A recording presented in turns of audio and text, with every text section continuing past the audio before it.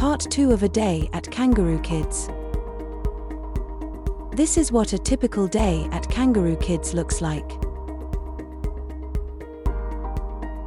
Learning station. Our classrooms are filled with vibrant learning stations.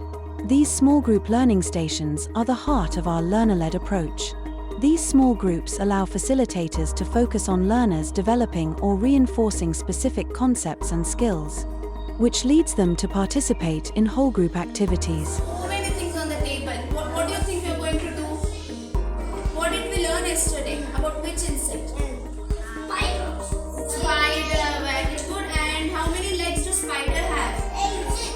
Very good. High five, Yan. How many legs? Why do they have 8 legs?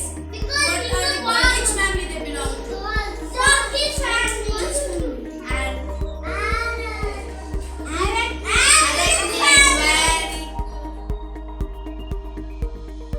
Join us at Kangaroo Kids and let us embark on this wonderful journey together.